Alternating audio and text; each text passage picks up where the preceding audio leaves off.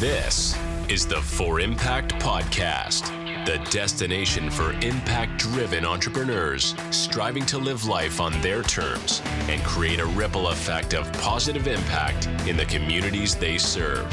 Where we put your success stories center stage, dissecting the lessons learned and sharing insights and ideas that'll help you amplify your impact. And now, here's your host, Erni.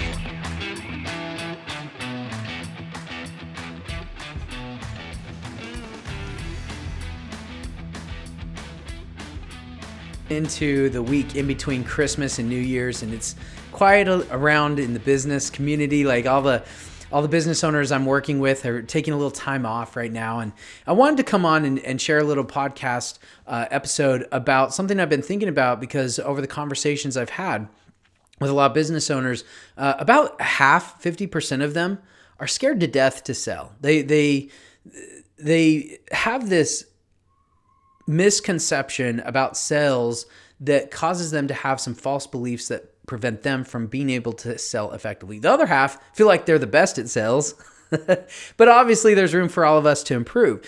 And I wanted to touch on something about sales that I think will shift a little bit about how at least the 50% who struggle in that space think about sales as a thing.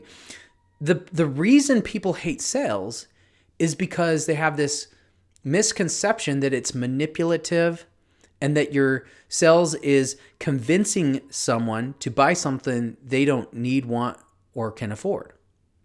And if that's how you perceive sales, of course, you're going to feel yuck about trying to sell your services or products too, because you come from a place of a false belief that this is manipulative and you're selling stuff that people don't need, don't want, or can't afford. That's no fun. I don't like that. That doesn't make me feel good. It doesn't make them feel good. It makes everyone feel yucky. And that is why people have this misconception about sales, because there are people out there who abuse sales or use sales to be manipulative, to sell for their own purposes and desires. But sales truly isn't or doesn't need to be manipulative. There's also a process of sales where it is convincing people or convincing someone to buy something. There's two ways to sell. Let me clarify this. There's a selling when you're convincing someone to buy something for your desires, or persuading. Persuading is different. Persuading is persuading someone to buy something or to make a decision that they already desire to make for their own reasons. Okay, so let me reframe this so I can be really clear. Convincing someone is selling something I desire for my reasons. Persuading someone is selling something and helping them make a decision they already desire to make for their reasons. Does that make sense? So there's really two ways you can go about this. One is selling to convince people to buy for your reasons, and the other is to persuade people to buy for their reasons. So selling can either be something you do for you, or it can be selling something for them. And that's the difference. There's a higher law to sales, a higher way to sell that is actually one of the highest levels of service you can provide. But the key is that it's not to meet your desires and needs. It's to be of service to meet their desires and needs. And that's the big difference. So let me share with you a quick backstory on sales. I was actually I've been trained by a lot of really great salespeople as I've invested in different coaching and different mentorships. Neil Tricarico has been super influential with me. He was actually Tony Robbins' #1 sales guy for like 8 years, ran his whole sales department. I've been working with folks at Ad Outreach and wonderful salespeople there. Dave has been tremendous at helping me, coach me through things over there. And even when I've been coached by such great people, every salesperson goes through cycles where we need someone from an outside perspective to look in and help us identify things we're too close to the problem to see. So this is one of those stories. I was actually having a really great month, and then the month after that, it died down. It completely tanked. And I couldn't figure out why I was struggling the way I was to sell that month. But I got in my head and I couldn't see that. And so as I was going through some coaching, trying to figure out how to rebound from this, one of the best pieces of advice I got from Dave over at Outreach, he said, you're recording your calls, so why don't you go back and pick out your best 3 sales calls from the month that you did really, really well. And then pick out 3 of your calls that you know you should have closed from the month you've struggled in. And I want you to compare both of those. And I want you to go through and write down everything that you see that is different from those scenarios.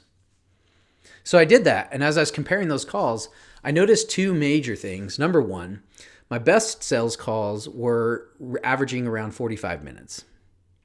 And my worst were going over 75 minutes long.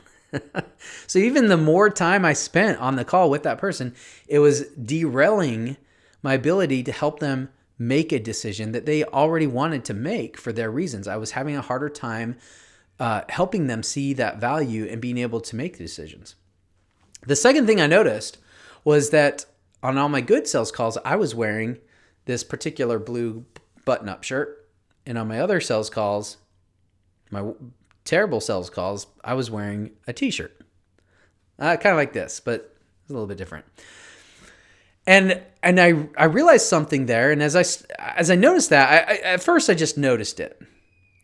But I didn't know what it meant until I spent some time thinking about it. And what I realized was, it wasn't the shirt. The shirt wasn't what made the difference, but it was what the physiology of putting that shirt on did to my mindset that allowed me to show up at a better place or be more present for that client, that led them to not making better decisions, but serving them in a way that allowed them to make the decisions to move forward with something they already want and needed. And that was what was really game-changing for me. I needed to figure out how to put myself back in that mindset. And so I began again by putting on that shirt again, buttoning it up, doing the physiology of that process that made me show up at a higher level. And that was really helpful because it brought out a better me in each of my calls. That's what was super powerful about it. Well, shortly after that, I had my best sales month in business ever. And I've been able to look at that as a learning lesson. It's helped me discover some things about how I sell that make all the difference. Because again, this is not the higher way of selling is not convincing people to buy something they don't need or want. It is being in a place in your own mindset and showing up in a way that serves that person to really unpack the value that they seek in a way that allows them to make decisions to move forward. And I'm going to give you 3 tips that I learned through that process to help me persuade people to make decisions for their reasons. So the first that I want to share with you is number 1, you may have a really great product, a really great service. You might be the expert that they need, but do not tell them how good you are. Demonstrate it by asking good questions. If you can get to the point where you're asking good questions, not only are you demonstrating your expertise in the area that you serve in, but you're also uncovering the real problems, needs, and desires that potential client has. That allows you to serve them at a higher level instead of a cookie cutter process that everyone should buy what I have to offer. You should hold back that and only offer it to the people that are a really good fit to genuinely get good results with that. Does it make sense? You shouldn't pitch to everyone. You should only pitch. I'm going to actually touch on that here in a second, but you should only be pitching to those people who are a good fit to get great results with what you offer. Does it make sense? So detach yourself from trying to close everyone and come from a place of service where you want to understand them first and then give them the solution. Does that make sense? Demonstrate how good you are by get good asking really good questions. That's number one. Number two, I just said pitch because I wanted to set this up. But the truth is that we do not want to pitch at all. Pitching is for salespeople who come in and say, hey, this is what we can do. Blah, blah, blah, blah, blah, blah, blah, blah. Here's feature, benefit, buy our thing. We're not going to pitch. We're going to prescribe. It would be malpractice for a doctor to have you come into the office, not ask you a single question about your situation, and just prescribe you a subscription or a prescription. That's what we often do with sales.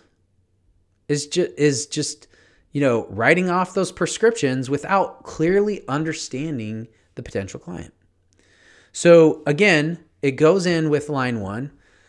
Get good at asking good questions. But number two, don't pitch your product or service. Prescribe the solution that they need to get the desired result that they want. In line with that, we're not going to sell the service. We're going to sell the transformation the service provides. Does that make sense? But you cannot do that if you don't ask the questions that allow you to understand what the desired results really are that your potential client wants. And number three, this is a point, a really wise thing I heard by Myron Golden, someone who I admire, love his books, listen to him speak, even sat next to him for lunch once.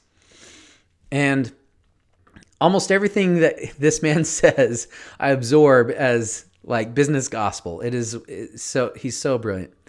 But one of the things that he said that has always stuck with me is you need to discipline yourself to do the thing that you might not be good at while it's not working long enough to make it work. You need to discipline yourself to do it while it's not working long enough to make it work. What that is what he calls lasting through the learning curve. Learn from everything that you do and dedicate yourself to the process. Not the end result, but the process, because the more you do it and the longer you do it, the better you're going to get. And I promise you, as you start looking at your sales, I hope that these points help you a little bit in thinking a little differently about how you approach sales, but coming from a place of service rather than a place of manipulation. And continue to practice that. Get really good at asking questions, prescribe instead of pitch, seek to understand your client, and sell the transformation, not the service. If you do those things, you're going to see a much stronger connection with the person that you are selling to, and you'll be better at helping them and persuading them to make decisions that they already want to make for their reasons only. Thank you for tuning into the For Impact podcast, where we're all about driving positive change through entrepreneurship. Remember, your impact matters and your journey matters. If you found inspiration in today's episode, please subscribe, rate, and leave a review. Your feedback fuels our mission to empower impact-driven entrepreneurs like you. You can stay connected with us on social media and go to forimpactpodcast.com to take our Impact Marketing Challenge. Keep pursuing your dreams, making an impact, and living life on your terms.